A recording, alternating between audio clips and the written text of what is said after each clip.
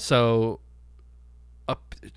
Nintendo baffles me sometimes with how they operate, because I feel like I have seen like Zelda movie in the works, Zelda movie project, like I feel like it's like Facebook bait with like articles that have like maybe two sentences of something that's based in reality, and the rest is just massive speculation.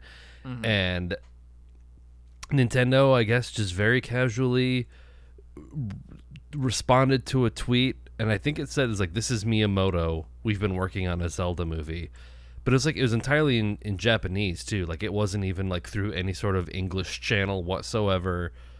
Just they said it in a reply to a tweet that like, "Oh yeah, by the way," and people are like freaking out. Like, as far from what I've gathered. Yeah, that's how it went down. Nintendo tweeted the Japanese Nintendo Twitter account tweeted something, and then they replied to their own tweet, and then it was like, "This is Miyamoto-san. Like, I've produced many movies," or something like that, and basically just very casually announced that there was a Zelda movie coming out, which is very on brand for Nintendo to like have no fanfare whatsoever for that kind of shit.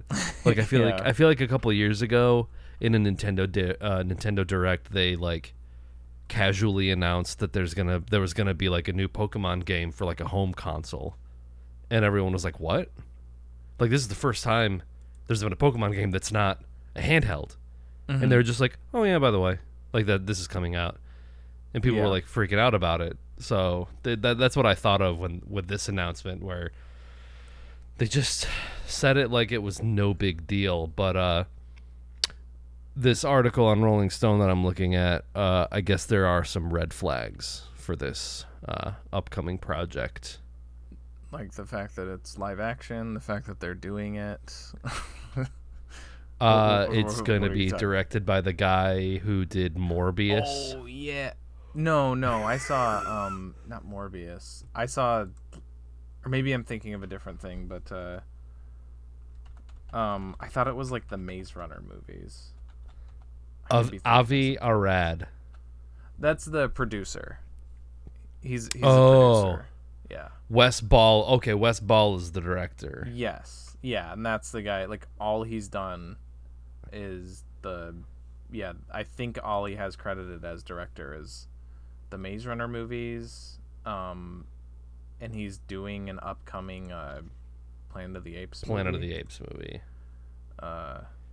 And that, there's some short films. Yeah, so just the Maze Runner movies, like generic YA novel, like doesn't sound great. And then it's like, how do you cast any of these characters? How do you make the decision to make Link talk? Do you keep him silent? Like, how true to the games? What game do you base it off of? Do you try and just implement elements of all of the games? Like, this just seems like the unadaptable game series into a movie. Yeah, I think you gotta go. I think you gotta like not adapt any single game. I think if they're doing it, then you just do an original thing with Zelda, Link, Ganondorf. You know, there's plenty of central like motifs and themes that pop up in the games, even if they're not directly. You can have Goron City. Related. You can have like Zora's Domain. You can have all of these kind of like how some of the Zelda games are. It's like kind of a story that isn't. You gotta collect these things to go to another place. That's, I mean, really, if you break it down, that's kind of what a lot of those stories are. So it would not be hard to just create something new, but also, incorporate elements. Oh, here's Skull Kid and he's wearing Majora's Mask or something. Like, just like these sort of like little nods and references, but not like directly adapting one particular thing. I think you have to go with like a new kid for Link. I think it can't be anyone like established. I agree. Yeah, it should be like kids and undiscovered. I want to see Dave Bautista as a Goron, though. I think he would be perfect as like Darunia or something like that. Or Ganondorf. Or Ganondorf, yeah. Yeah. I wonder if they would go with The Rock, because The Rock has that sort of complexion too. No. Oh, what are you saying? That sounds. I'm just because I feel like the Gerudo are like Middle Eastern coded, and I would say The Rock kind of has like a darker complexion. I don't know. I'll say that won't happen because The Rock does not play villains. I don't remember if that's like hard written in his contracts, but like, and he doesn't lose fights. Right? Yeah. Like every time he plays like an antagonist or whatever, like in Fast 5 or whatever, he eventually like becomes a good guy. Which I mean, I guess in that is they're criminals, but you know he's the good guy in the movie's viewpoint or whatever. Or like when he did Black Adam, that DC Comics movie. I didn't see it, but I am aware. I know that Black Adam is a villain.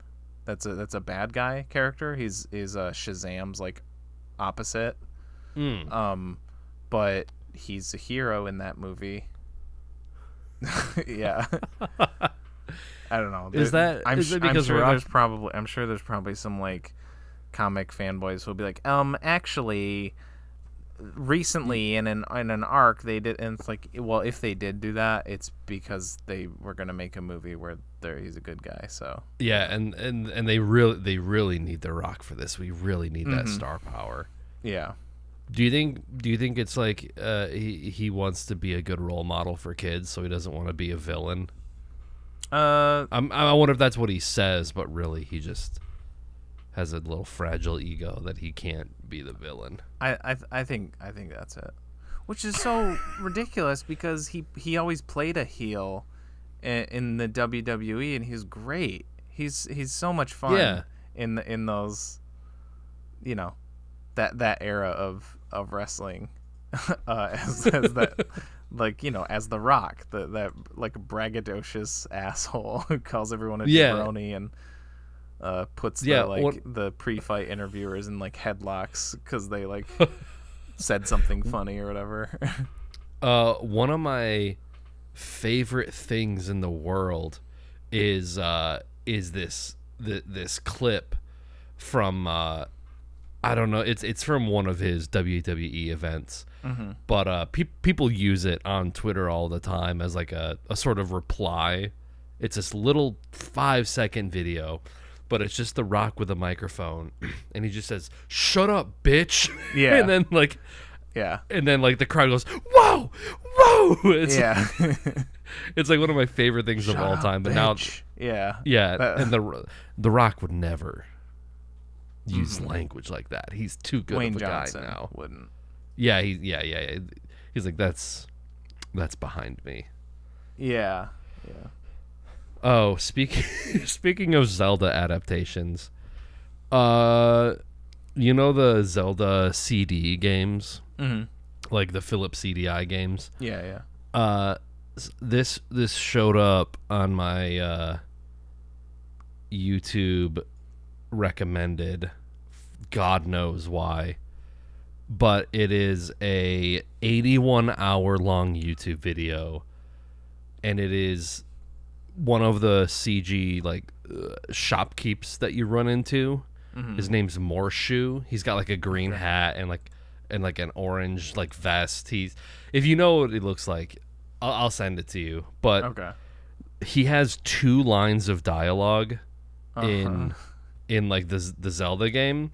Okay. And someone from those 2 lines of dialogue got him to read the entire Bible. Guy. Okay. The entire, but if you click on it, it sounds very like like you can make out the words, but it's like it's entirely generated from 2 lines of dialogue he had in this Zelda game. And this isn't like they made a whole voice out of it. This is like old school like YTP where you literally just chop and splice. Oh my god. And it's 81 hours long. Holy fucking shit. Revelation chapter.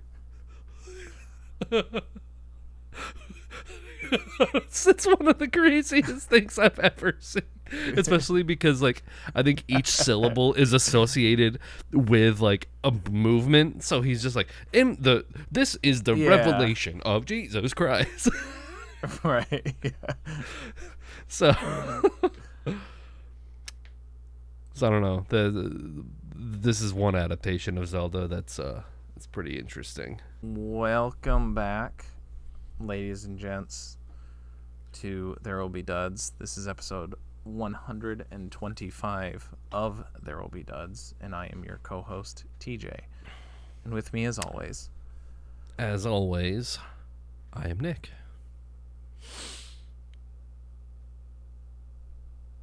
And this is Halloween. And I usually have something to say, and I didn't this time. And we sat in it. Yeah, and as always, we watched a movie.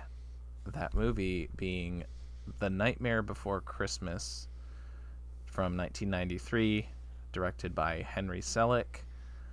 It follows Jack the Pumpkin King, kind of the main man for Halloween in Halloween Town, as he's facing a kind of crisis where he's tired of the same old thing, scaring people every year, and he wants to do something else. He discovers another holiday called Christmas and decides that he wants to incorporate that in, but faces some confusion along the way, misunderstandings, follows a few other characters in Halloween Town too. There's a lot of threads for a short little movie. There's a lot of things going on, and it's also a musical, stop motion animated. It's kind of considered a cult classic, and it is not directed by Tim Burton. I want to make that clear. Yes. Even though it opens with Tim Burton's The Nightmare Before Christmas. It's like, man, he knew what he was doing there. Yeah, I mean, in the Wikipedia, he does say that he makes a special emphasis to say that it is directed by Henry Selick. Mm-hmm. I think he kind of feels bad that it's like forgotten as a Henry Selick movie. Yeah, but also like there's Tim Burton's apostrophe S, which implies ownership. Like it's all over the place.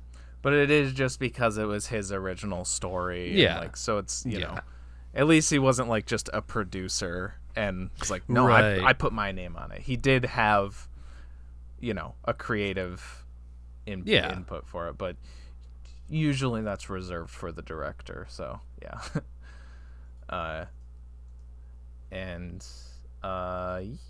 This is our Thanksgiving movie. Just I watch it every Thanksgiving or thereabouts. Around Thanksgiving, yeah. Mostly because that's when it takes place. It starts in Halloween, ends in Christmas. So, it is to me a Thanksgiving harvest time type movie. Yeah. Not specifically Thanksgiving, the holiday, obviously. But right. Yeah. Thanksgiving. Because there is a door with a turkey on it, so I would be curious what Thanksgiving Town would be. Like, they're all just 600 pounds because they all just keep eating, like, stuffing and mashed potatoes and pies. Because it's like Halloween, it's got some, cultural basis. It's a holiday. Christmas, it's got a... But, like, Thanksgiving is just, like... eat a bunch of food.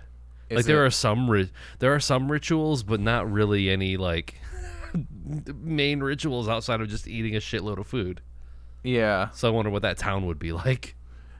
Yeah, or would it be like, colonization? And Jack like opens the door and he's like, "Ooh!" He's like, "Scary." Yeah. But yeah, so from what I did read, I guess Tim Burton was sort of inspired by the phenomenon of supermarkets and stores, basically like between Halloween and Christmas, like seeing both things kind of up at the same time, which I actually experienced that the other day. We went to Meijer, and like the sort of seasonal section was like decked out fully in Christmas stuff, but then there's like a few racks here and there that have like leftover Halloween costumes for people to buy like at a super discounted rate. So the two do coexist for like a few days, and it is an interesting phenomenon to see like those two things together. Yeah, that's funny. Yeah, so what'd you think? You said that you haven't seen this one in a while. I haven't seen like it since I watch it every year, so. Right. Yeah, I liked it. I had a good time with it. It is remarkable how many things, like sort of specific things, I do remember. I remember being creeped out. I think when you go through the Halloween door and you see that initial like scarecrow, like kind of like moving as the credits roll by. I remember being kind of spooked by that as a kid. I remember Dr. Finkelstein coming down the stairs, and like you can see his shadow cast as he's coming down. He's like, "Oh, Sally." Yeah. I remember like being kind of creeped out by that as a kid. I'm kind of surprised it is as short as it is. I feel like they kind of try to do a lot. Yeah. And sometimes it definitely like characters have like the characters are omniscient to just like move the story along. Yeah. Like near the end, Jack just immediately goes to where Oogie Boogie is, and it's like, how do you know that? How would you know? I don't know. I give it a little leeway because it's like a kid's movie, but he just kind of like just shows up and he just knows exactly where to go. I mean, I never thought, I was like, Oogie Boogie's just another resident of Halloween Town. It's just he's doing some shady shit, I guess. So I feel like he's like an outcast. I'm not exactly sure. The movie does move at like such a brisk pace. Yeah. But yeah, I did note that this is primo efficient storytelling, because it is under 80 minutes, and man, it feels like you get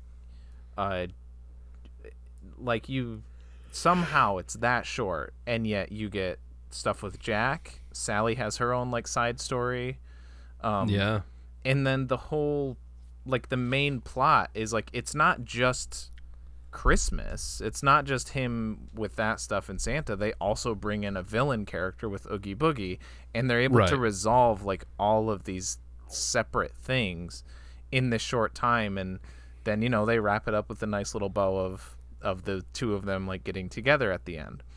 And it's crazy how well they're able to like to do that. And like you could say, they're not the most developed characters, but as for like popular film, for kids films, this is like a I think gold standard for like how to tell an efficient story. And I think it does a good job of keeping like children's attention too. Like I think the visuals are striking enough that it's like there's never not some sort of fantastical movement happening on screen in front of you. Yeah. And some of the visuals in this are absolutely gorgeous. Like anytime Jack is walking on that big hill and he's like silhouetted by the moon, and like seeing the detail in like the pumpkin patch that he's under, it is insanely detailed. Like and just knowing about claymation and how it works, and how many like everything is like one frame move, one frame move. It's astounding that it's even 86 minutes, because that shit takes so long. Yeah. And to have multiple characters moving at the same time with all these little details, it confounds the mind. I literally can't imagine like being organized enough to be like, move this one this way, move this one this way, move this one this way. This has to move like this in order for it to all like it's like a fully choreographed musical with little claymation puppets, and like they're all moving in sync perfectly. and it's just I can't comprehend it. Yeah, yeah, for real. It is like crazy impressive, and there were some things that like I noticed, like specifically about that the craft of it this time, like during, I think the song's called Poor Jack. It's when he's after his sleigh gets shot down near the end, and he's like laying on that like tombstone in the graveyard, and he's like, you know, doing like, whoa, like, oh, I messed up. And he like gets up and he's sitting on this thing and he's moving, you know, gesticulating, he's singing, and the camera's like spinning around him at the same time. So like, not only did you have to, you know, like doing stop motion with a static camera shot is one thing, but a camera shot in motion to have cinematography rotating around him, yeah, which also means like that set had to be like done 360, like everything you see had to have been like crafted and done, and then the other one is during Jack's Lament, which is my favorite song of the entire thing. I love that song. That's the one where he it's the second song of the movie. It's the one where he walks up the hill and Sally's watching him, and you know, you get that stuff. He's up there, he's moving around, he gets to the top of the hill, and then you see from Sally's perspective, like she's peeking from behind a tombstone, and it does like a very kind of Tim Burton-y thing where everything, you know, from a particular angle, stuff is like elongated or distorted in a certain way. So they had to make the set in a different perspective just for like that one shot. So like for this single shot where she's watching him, they had to construct this entire thing from a particular perspective to give it that weird oblong look that it has. And yeah, just a crazy amount of work put into this. I think I saw either on the wiki or something that it was like they got a minute of footage every week, I think was what it said. So so on the IMDb trivia, I guess apparently the most difficult shot to film in the entire movie is the shot in which Jack is reaching for the doorknob to Christmas Land. Viewers can see the perfect surround reflection of the forest around Jack in the background. Oh, so it's I didn't even really think about that, but like reflecting the camera and stuff, right? Yeah. So I guess apparently that's the most difficult one. Yeah, I guess doing any sort of like POV, like with reflection, it's like, how do you get the camera? Right. Yeah. That's funny because like that's something I hadn't hadn't even considered, just because again of just how well the movie's constructed. You don't think, oh yeah, they gotta, you know, that's something that they'd actually have to worry about, because that's how cameras work. So yeah, it is a musical, and usually I'm pretty lukewarm about musicals. They have to really be special, and this one is great. I think it is partially because it is Danny Elfman, and I already kind of, I mean, I haven't listened to a lot of like Oingo Boingo, but you know, I love the Pee-wee's Big Adventure score. Like, I generally like his, style. Spider-Man. He did the Sam Raimi Spider-Man movies, and I love those scores. Oh, I didn't know that. I mean, I think I might have, but I didn't. I don't remember how those scores go. It's been a while since I've seen those. Maybe that's what we do for episode 150, Spider-Man trilogy. That'd be awesome. Haven't seen all those in a long time. Maybe we could reevaluate the third one. Yeah. If it's any good. But yeah, I think Danny Elfman is a great singing voice for Jack. I think all of his performances are great. I want to coin a term, though, for musicals. And I think it comes from our Charlie and the Chocolate Factory episode. And I think for songs that are just kind of blah and I guess are nice. Cheer Up Charlie. The Cheer Up Charlie. Yeah. Because I think we called in Muppet Christmas Carol, I think that's what we called What's-Her-Face's song that ultimately got cut from the movie. Yeah. His Girlfriend or whatever. I think Sally's song is a Cheer Up Charlie for me.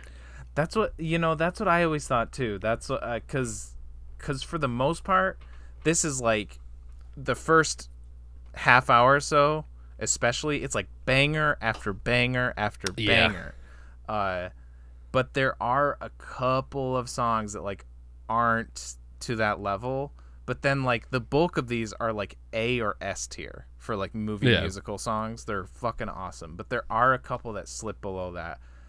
It's always been Sally's song for me, but I think the Cheer Up Charlie for me is Making Christmas. That's my Cheer Up Charlie for this one. But it's I don't know. It might be like overall like watching the movie. Sally's song is that one for me because I really like the scene that's happening during Making Christmas. I love the bastardizing of the Christmas toys. Oh yeah, I think that's so funny. It's so entertaining, but it's just the song that's probably my least favorite song. Oh okay. But then it's kind of balanced out by me enjoying the scene more. So if I was listening to the soundtrack, that's the low point, Making Christmas. But watching the movie, I'd probably agree with Sally's song because not much is happening visually, right? She's just kind of just a little lament. Yeah, and like the whole romance between Jack and Sally, again, it's an 86-minute long movie, feels sort of just like, well, we have to have a romance in this. It's the thinnest part of the story for sure. But yeah, because it's a kids like as long as you're you roll with like what it's going for, it's you can get to that final beat when they're on the hill and it still kind of works. Yeah. It's that moment is really sweet. Yeah, end it with a kiss. Perfect credits roll. Yep. Yeah. Oh man, I think that is one of my favorite sequences though. Either like like them bastardizing the children's toys, but then like him delivering all of them, and it's just every kid, one like, they open holding up the severed head or whatever. Yeah. And what did Santa bring you, honey? It's so macabre, but it's so funny too. Mm-hmm. Like the one, like they open it up and they're just like getting chased up the stairs by a snake and like a floating like doll. The snake that's like swallowing the Christmas tree and the kid just like watching him. Yeah, it's so great. And then it's like, I don't think you're supposed to think about it this hard, but Christmas Town has a military. No. That's Earth, right? I mean, that's what I always took it as. Oh. That like basically Halloween Town, Christmas Town are, parallel worlds or whatever. But like when Santa goes out on Christmas, he goes to Earth, Or maybe, I guess Christmas Town is the North Pole, probably. Oh, I see what you're saying. That's how I always took it. Okay, because I 100% interpreted like Christmas Town as its own like basically like sectioned off reality. Yeah. So then it's just like you hear boo, and they've got like warheads and airplanes and they're shooting him out of the sky. And I was like, that's kind of a dark implication. If Christmas Town, like, why do they have a military? What has happened in Christmas Town that they've had to like retaliate and they need armed forces? But I understand what you're saying, that it's like, because I guess when Jack does go there, he like falls down the hill and then he sees like Santa's workshop, and it is sort of like a separate thing. Yeah. So that makes sense. That's my interpretation. It could be either way. So I was also wondering like what exactly, like all you see for Halloween is them singing that this is Halloween, and then they're like, "Ooh, I'm doing spooky things," like, "Ooh, I've got spiders in my hair," type stuff, and then they're like, "That was a great Halloween, everyone," and then they just go back to like is their Halloween just like they just have a little party and they do some spooky stuff like what they do every other day anyways, because that's how they live. Yeah. so my thinking was that like maybe they also they go into the real world and they play tricks on they scare kind of kids. like like a Monsters Inc. situation. Yeah, sort of. Yeah, Yeah, because I guess comparison. during the opening, like, kind of song, or maybe it's like This Is Halloween, you kind of see, like, we hide under the beds and like we spook kids. So it's like, yeah, I guess that's what they do every like 364 days out of the year. Yeah. That is a great bit. I feel like I see that posted the day after Halloween online all the time. There's only 364 days till Halloween. There's only 365 days left till next Halloween. 364. Oh, I love the mayor. I think the mayor is one Yeah. of my favorite characters. Just like, he's so manic, where like as soon as like one little thing goes wrong, like his head switches and he's just like, this is the worst day of my life. Where's Jack? Yeah. That's something I meant to mention too when talking about how the efficiency of this movie. Of, not only are you telling these like kind of multiple storylines. Jack wants to find the meaning of Christmas or the meaning of Halloween, I guess either way. Sally is trying to get in on that bony Bob, and also like deal with her father creator weirdo, Yeah. and then Oogie Boogie, and actually saving Christmas. But then you have characters like the mayor, who isn't really crucial but still really memorable, like these totally like unimportant to the overall plot characters that get a few moments and they are very memorable and very fun. They have their things. He has the spinning head to signify how he's feeling at a given moment. I've got the plans for next Halloween. I need to go over them with you so we can get started. Jack, please, I'm only an elected official here. I can't make decisions by myself. And then like when Jack gets shot down over Christmas, he's like driving around in the car with a megaphone just telling the entire town, Jack's dead. Yeah. He's been shot down. Yeah. It'd be like thinking if like the movie went any longer, this like devolves into like a major conflict between the different holiday towns when they find out that like if it was like Christmas Town has nuclear arms, so Halloween Town has to shore up their defenses and yeah. And I'm the same way with musicals too. And again, this is like, take note, other musicals. You don't have to be bloated and 2.5 hours. You can just just like, but it helps that it's good music too. And for the longest time, I didn't watch this movie as a kid. I may have seen it in high school. It may have been after high school before I first watched it. And part of that reason was because I was kind of averse to watching this because it was like, all like Hot Topic type kids, like kids in school who were like annoying emos and, this is the greatest movie of all time. And like, I was like, no, I was like, no, I'm not going to watch it because of that.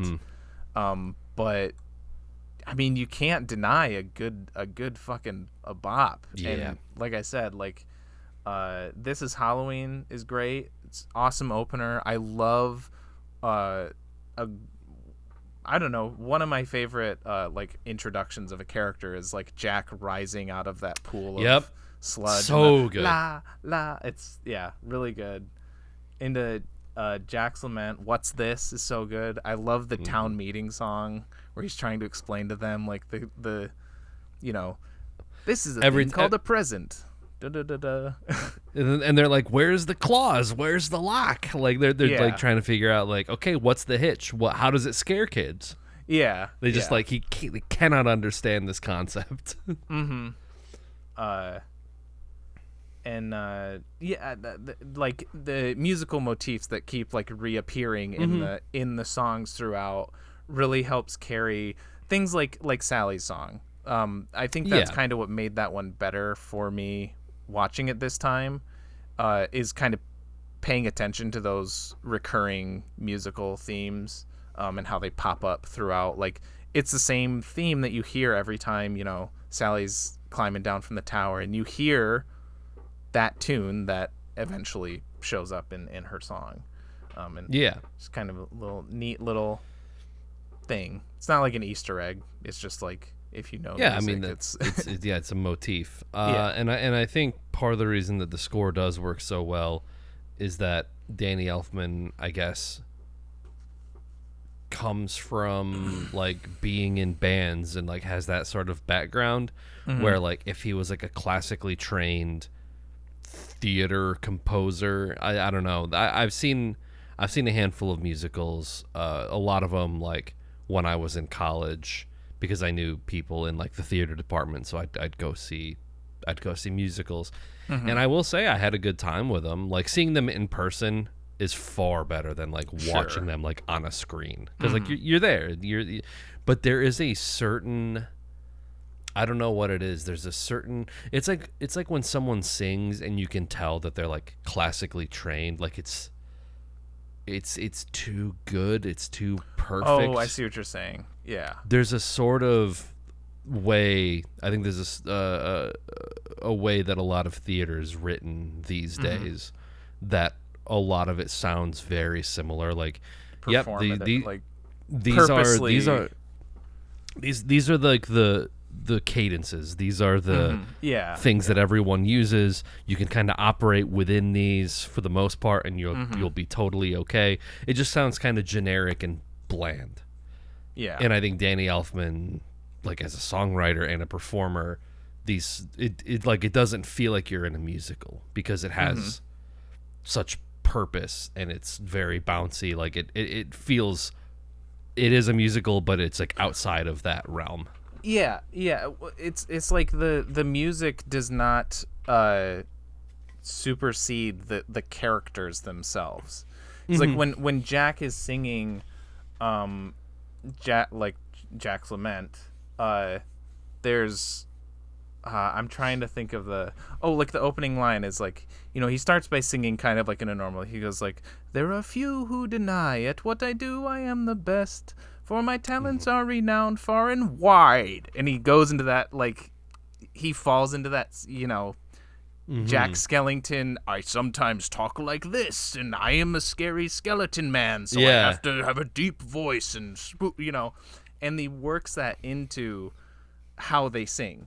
So the characters feel like they're characters. Oogie Boogie's song stands out from the rest because of Oogie Boogie as a character is so different from the rest of them, and so he kind of has more like a jazzy, like, I'm the Oogie Boogie man, but that's how Oogie Boogie is. It's not just when Jack starts singing, he doesn't just sing like you were saying, like a professional performer, like I'm just gonna sing normally. Like, there's cover versions of these songs where people do that, and it's just it doesn't work. It's I like these songs because I like the characters. I love Jack. I think he's so fucking. Right. I think he's so cute every time he like gets excited about stuff, or like his interest in Christmas is so like charming and endearing. Like when he's doing his little like science experiments on stuff.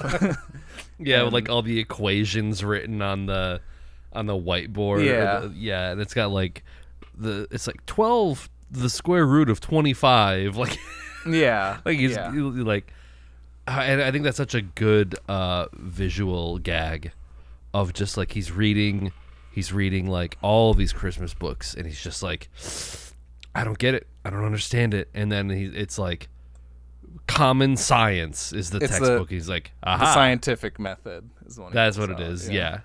It's like, aha. Yeah, I like that.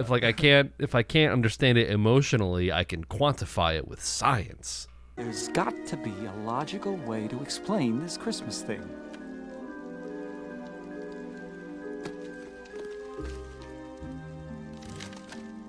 I think the idea is that, like, you can't really answer why people love Christmas, or you can't really answer why these things bring people joy, but him looking at it from like this outside perspective has to put reason to it. Yeah.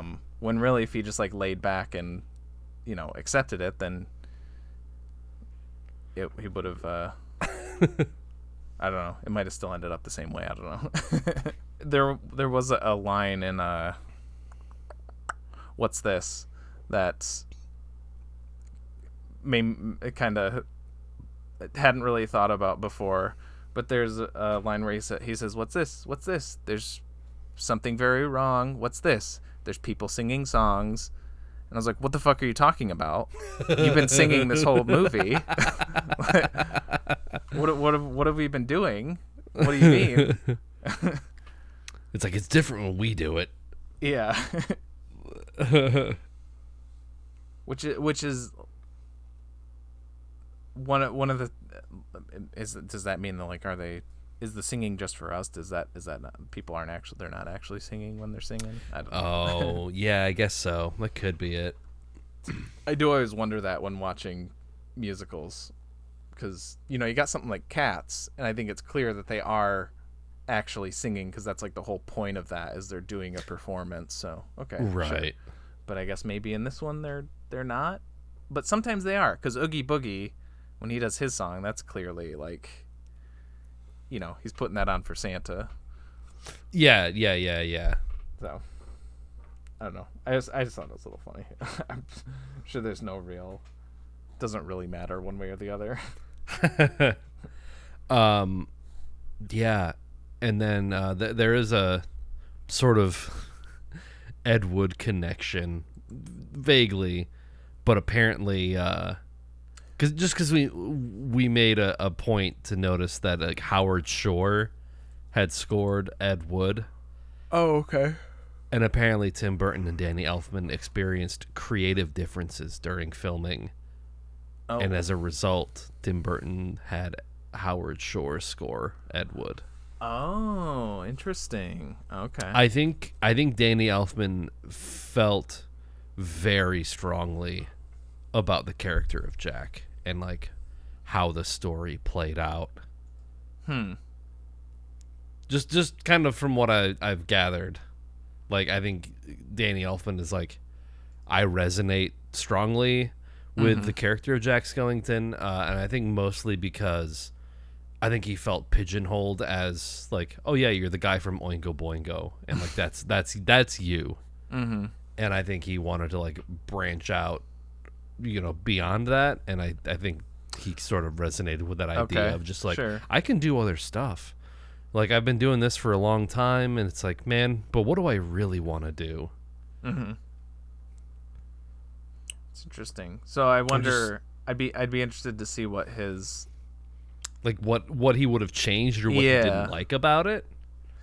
I wonder if it's because, if my thinking maybe, if that is the angle that Danny Elfman was coming at this from, if it's because maybe he didn't like that Jack settles back into his original role. Yeah, that could be.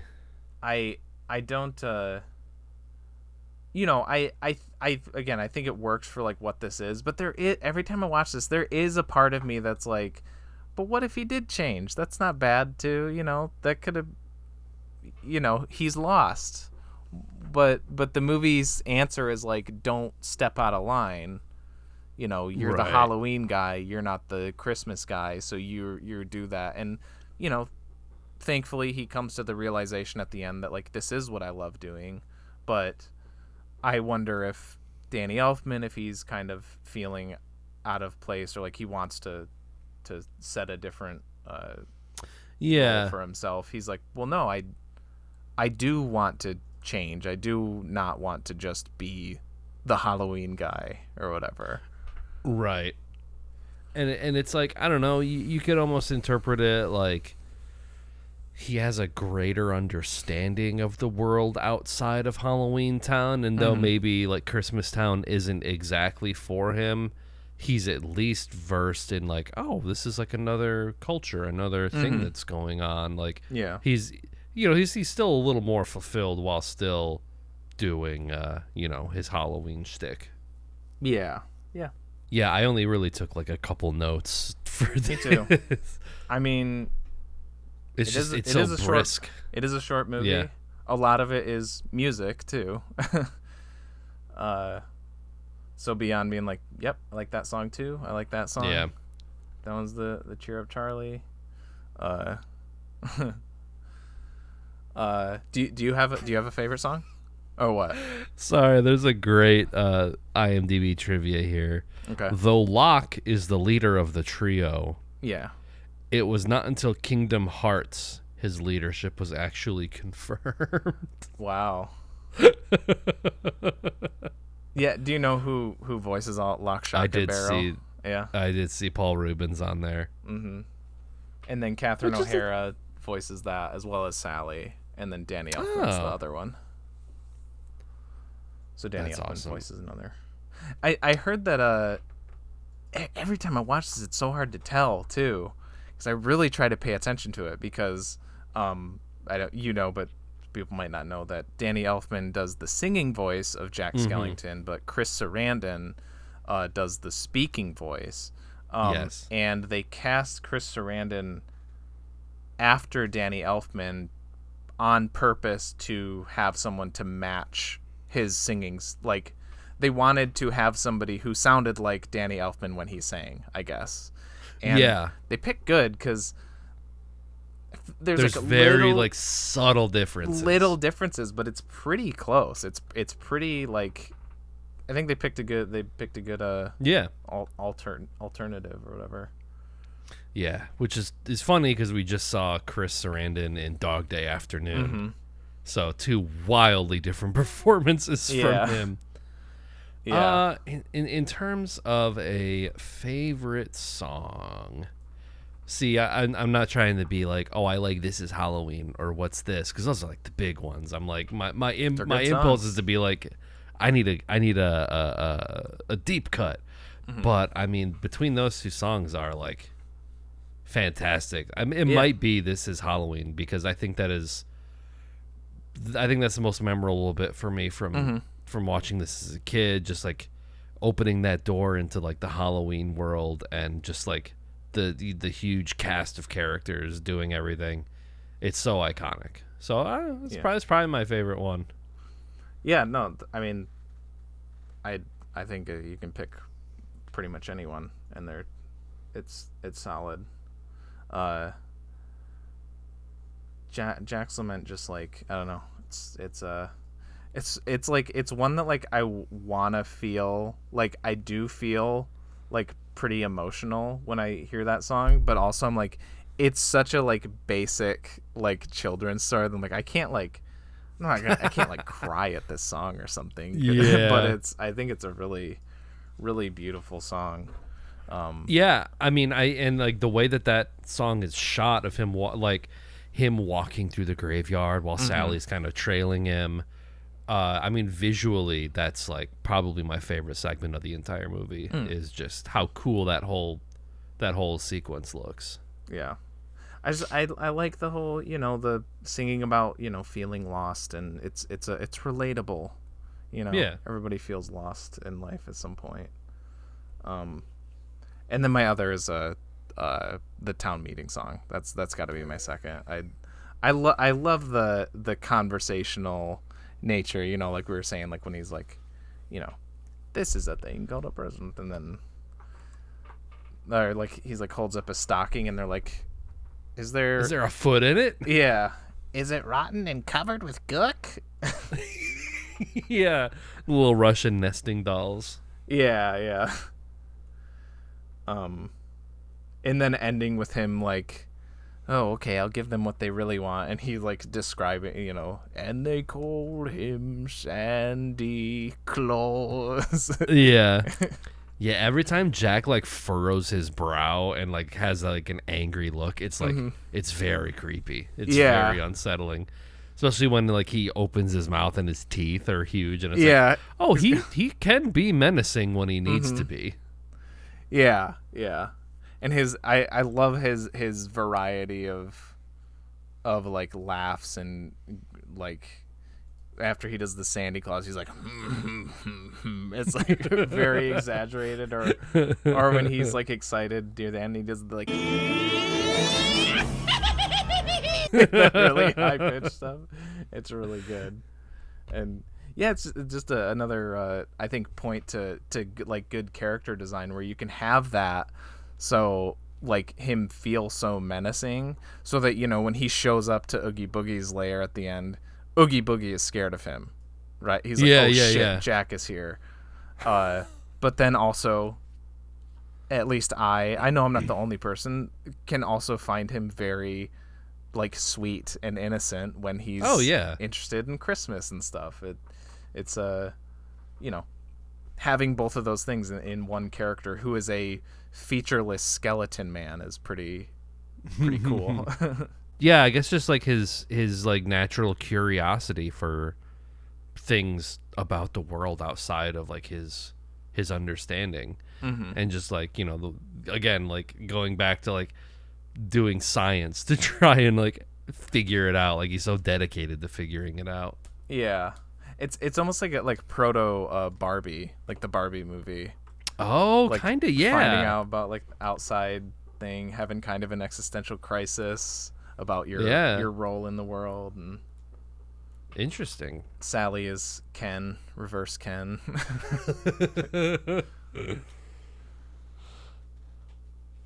I'm so right, I guess. I don't know. I was trying to figure out the I'm just Ken. Oh, I'm all right, but she's I'm so, it's all right, Sally. I don't know. All right, good to go to scores. Sweet. Yeah. Okay.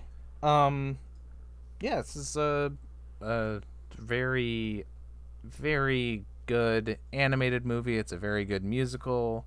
It's a very good stop motion, and it's pretty good on all fronts. I went with a 9 for it. It's short and sweet. It's about as short and about as sweet as you can get for what you're presented with. Yeah, everything just kind of works, and also just stop motion animation is very impressive. So just on that alone, it is cool. But then you got some good music, some fun characters and scenarios on top of that. So it's a 9. Yeah. Boy, I'm somewhere between an 8 and a 9. I think I'm gonna go 8. I had a good time with it. All the characters are very memorable. I think just like watching it more analytically, I'm just like, this plot doesn't make sense. The relationship between Jack and Sally, just I guess like watching it analytically, I'm like, it's kind of thin. It doesn't really toxic. Jack's a toxic masculinity guy, but yeah, like you said, the stop motion is wild that they did all of that with no CGI whatsoever, and then it like lost to Jurassic Park. Yeah, I guess that year, which Jurassic tough. Park. Yeah, that's like Jurassic Park is like really good CGI, but this is like entirely practical. Yeah, I mean it's Jurassic Park is like. It's a little apples and oranges. This is a Dog Day Afternoon versus One for the Cuckoo's Nest situation where it's like you have two like very good choices. Yeah. But Jurassic Park was revolutionary for what they did in there. So. Oh yeah. It's fair. But yeah, the animation and the stop motion and everything about it. It's crazy how detailed it is. The songs are great. It's another great Danny Elfman score who knocks it out of the park. This and like Pee-wee's Big Adventure are two of my favorite film scores that, like, again, like Pee-wee's Big Adventure, that score is so perfect for that character and like that it gives you that sense of whimsy and wonder that like, some pretty crazy shit happens and it makes sense, and like that music kind of nails that in for you. But yeah, all the songs in this are great.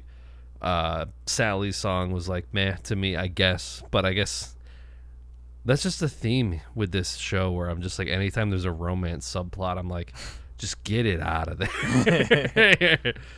But yeah, everything else about this is great. Really makes me want to watch another Henry Selick, Tim Burton movie from my childhood, with probably one of, if I remember correctly, one of the scariest visuals I've ever seen in a children's movie, James and the Giant Peach. I meant to shout that out earlier. Yeah. It's been a long ass time since I've seen it, but I remember like watching it over and over and over again as a kid. What's the visual? I think it's for like me. It's been a while since I've seen it too. It's like a giant flying rhinoceros. Ooh. And it's just like shrouded in black, and I think it's got like red eyes, and it's like running towards the screen every time they show it. Oh, holy shit! I forgot that was from that movie. Yeah, it's horrifying. That and like The Nothing from Neverending Story are like just scary ass things from children's movies. But Henry Selick, Tim Burton, good combo. Mm-hmm. It's an 8. I like it a lot. Tight. We're well into November now, but this was the very tail end of my Halloween movies. I watched the first one like on Halloween, but I watched the 2 Terrifier movies, which were something. I actually like the first one. I didn't rate too highly, but I still like had a good time with both of them. They're slasher movies. The killer's this creepy guy in like black, like monochrome clown makeup called Art the Clown. He doesn't speak, but he's very emotive, I guess. Yeah, I've seen clips of him like doing that kind. Yeah. Yes. And the story, like, okay, I'll just say the first one is like, there is no fucking story. There's no story, no characters. It is just an excuse to have this guy butcher some people for like 90 minutes. Yes. And to that effect, it's, it gets the job done. But it's so paper thin that I was like, every time we weren't seeing somebody get brutalized, it was boring. I mean, he's entertaining. He's fun. He's actually the most fun in that first one before he starts killing anyone, and he's just kind of following the 2 main girls for a little bit. Mm-hmm. They like go get pizza, and he like walks in the pizza shop after them, and he's like sitting at a table across from them, and that's where he's like making some of those faces, like waving or whatever. Yeah. And then like one of the friends goes over. She's like, he's not a threat. He's like, don't worry about him. And then she goes over and she's like, hi, hey, you want to talk to my friend over there? She's like kind of getting in his face, like, we know you're looking at us. She's like, can I get a picture with you? I love your costume. And like the whole time she's talking to him, he's like just has this like dead look on his face.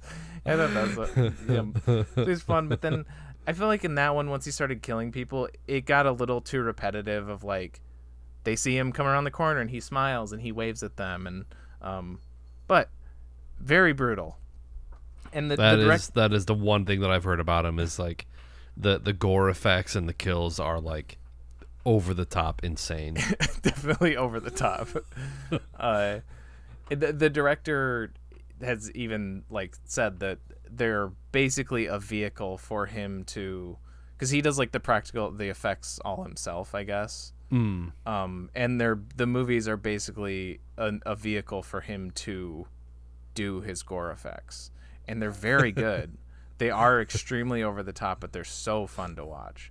And yeah, some people, especially with the second one, said that like they it's like the goriest movie they've seen. Like it's definitely incredibly bloody and very gory. But like for me, it's so much easier to watch these movies than something like don't know. I'm trying to think of something like, I guess Bone Tomahawk. Although I also really like that movie. Yeah. There's a scene in the first Terrifier very similar to the scene in Bone Tomahawk, but Great. it's like, but it's like he uses a hacksaw, and it's like as he's cutting, you'll see that like the guy's like actually doing it because they actually have like a dummy person there and stuff, Right. and like so it'll get snagged sometimes, so he'll have to like like Oh man. yeah and but it's a lot easier for me to watch this stuff, and like it's hard for me to say like, is it maybe like pound for pound or liter for liter, maybe there's the most blood spilled in these, but it's not as hard for me to watch as something that is a bit more grim, because it is so like, You're kind of laughing along with it to the point where it's like, it's gruesome, but it's so over the top. It just draws out that laughter reaction. So it's like, yeah, okay, this is silly, kind of. Yeah, I mean, you're gonna like cringe, especially there's a kill or two in the second one that is like, they're fucking rough. And there's one in particular that just goes on for so long. Like, it's a good minute or two of him just doing just about everything you can to a person's body. Like, kill-wise, I mean. Great.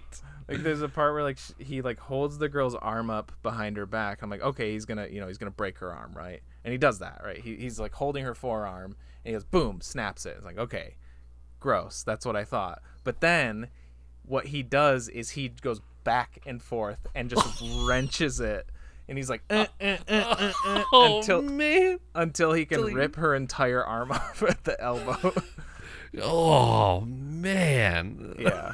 So it's shit like that where it's like, yeah, incredibly over the top. And then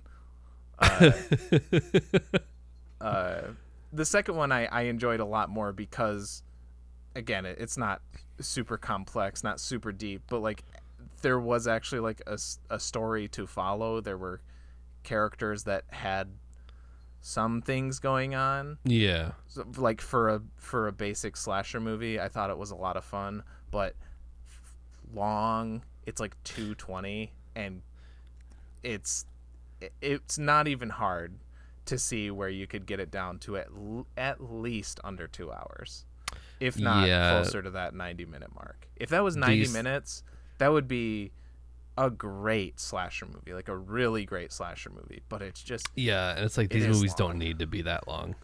Yeah, because the high points are the kills and all that stuff, or like Art just kind of doing his thing. The guy that plays Art is great. He's so fun.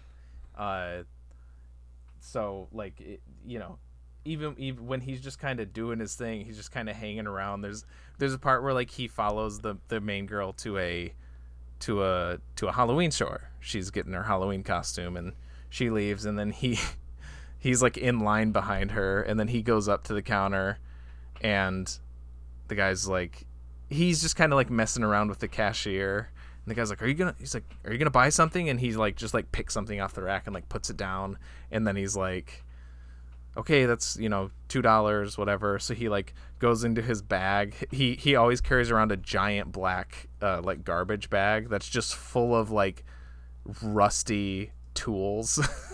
And he's like going through it, like throwing all this stuff out, like cartoonishly, like woo woo woo woo. And then he like pulls up. He has like a handful of change, and he's like, coin by coin. Until the guy, he's egging the guy on to get pissed off at him, so then he can, of course, murder him. But yeah, I'd almost say just like skip the first one, unless like maybe watch the first one as like a primer. Sure. Just as if you don't want to invest the entire time for the second one, but I still think the second one is a lot better. And the first one hardly matters. to get the second one. So yeah, I'd honestly almost just say start with the second. I don't know. Okay. But yeah, they're fun. I'm definitely excited for the third one. I was just about to say, it's a Apparently Christmas themed one. Yeah, apparently, yeah. Well, I mean, the movie art is him with Santa's hat on, and he's wearing Santa's face like a necklace, like the skin of his face. Yeah, almost like like with Jack Skellington, kind of Yeah, similar vibe. that is funny that we transitioned from that movie to a different kind of Nightmare Before Christmas. Yeah. Apparently they did a re-release of the second one like last month, and they had a sneak preview for the third one at the end of it, which is cool. I'll probably, assuming it's around, I'll probably try to see the third one in theaters, because I'm hoping it's shorter. I hope that maybe he just got a little overindulgent with the second one, and now he'll reel it back with the third one. Yeah, because really, if you got the energy and the somewhat of storyline that you have with the second one, but condense it, I think you could get something really great out of it. And that concludes my Halloween season. Oh, it's finally done. Yeah. Yeah, I guess what sort of concluded my Halloween season, I almost didn't even, it wasn't even intentional, but I've been going through like King of the Hill, just kind of watching from the beginning. And just randomly, while I was at the gym, I watch it on my phone, and Halloween was one of the episodes. And it basically, there's like a fundamentalist Christian lady who shows up and tries to cancel Halloween and convince everyone to come to like her angel party instead of a Halloween party. And basically it's like a tug of war between this lady and Bobby, because she convinces Bobby that Hank is like a Satanist. Yeah. But the lady was voiced by Sally Field, which is, it was fun, but I almost wish it would have been Kathy Bates, because her character model was almost identical to like Kathy Bates in Misery. Oh. Yeah, it was kind of a fun episode. There's some, that show kind of has tender moments every once in a while, especially like between Bobby and his dad. Yeah. Where at the end she's like, Bobby, if you go with your dad, you're gonna go to hell. And Hank, who, there's like a flashback of him trick-or-treating with like a young Bill and Dale and Boomhauer, which I love whenever they animate Hank and them as children, because it's basically taking the same head that they use for their adult bodies and putting it on a kid's body, so they still just have these huge ass heads. But it shows them, he's like, basically like, you guys have to, do Halloween the proper way, and it's like them as kids, like toilet papering and egging houses. So like Hank wants Bobby to follow in that tradition, but she's like telling Bobby that his dad's a Satanist, and like Hank is wearing his like devil Halloween costume from a kid, so he's like literally walking around with like a pitchfork and like the red spikes and all that. But at the end, Bobby he's like, I don't care about candy, I just want to do Halloween with my dad. I was like, oh, it's kind of like this tender little moment. But yeah, it was a good, fun Halloween episode, and I guess that's the conclusion of my Halloween season. Till next time.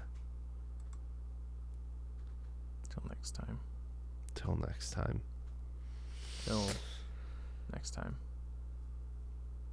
All right, we are on to the dud. Yeah. And a special guest. Which you can yes talk about. Yeah, so every once in a while, there's this it's a sort of like Tinder for podcast kind of deal, where like you can make a profile, say what your show is, and then other people can message you based on that. But someone reached out to us. His name is Luke Ferris. He is apparently a Grand Rapids native, so he's a Michigan guy. He's, he kind of has a connection to the hometown. But he reached out and wants to do a dud. And the dud that he picked it's called Timeline. Mm-hmm. From 2003, directed by Richard Donner. Right. That's crazy. It's got Paul Walker in it, Gerard Butler, Billy Connolly, David Thelwis. It's got kind of a stacked cast. I don't know too much about it, but apparently it's a dud. We'll see where we land on it. See it. Yeah. But yeah, I think it's available on it's available for rent at all the normal places: Amazon, Apple TV, Vudu, Google Play, whatever.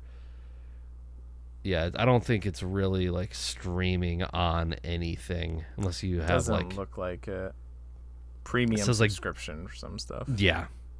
So rent it or find another way to watch it. It's an old enough movie you could probably find it online for free somewhere. Yeah, I don't think the feds are watching for illegal piracy on Timeline. But that is the movie next week with a guest, Luke Ferris. Sweet. Who probably has more stuff to plug, but I don't know it offhand. I think he does a couple podcasts. Okay. Yeah, well, he'll get a spot. Yeah. Yeah, and a lot of these like kind of forgotten dud movies, they pop up on YouTube. People will just do like uploads. So worth a check, or Tubi or something.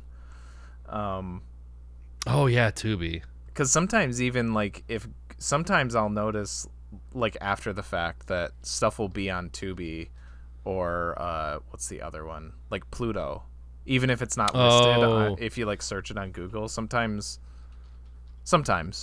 not every time, but every now and then I'll notice, hey, that is on there. Yeah. But yeah, so yeah, Timeline, cool. Watch it at one of those. Watch it somewhere somehow before next week's episode if you don't want to be spoiled for that movie. These episodes come out every Wednesday at 7 p.m. EST on Twitch and YouTube in video form, as well as Spotify, Apple Podcasts, and more in audio form. We also have social pages on Facebook, Instagram, Twitter, and TikTok. And with all that said, I'm the Oogie Boogie Man. I'm the TG Ouija Man. TJ. And with me as always. I'm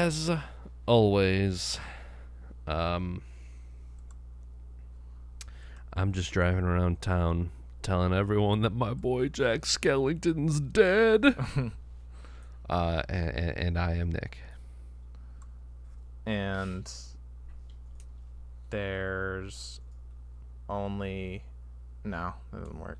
It's not. 330 days? No. 340 something days. Some amount of days until Halloween. This is hard because we're doing it at a date, and this will come out at some date in the future. Oh yeah, so you got to skew it for like another 13 days or something. Yeah. There's some amount of days until Halloween. Yes.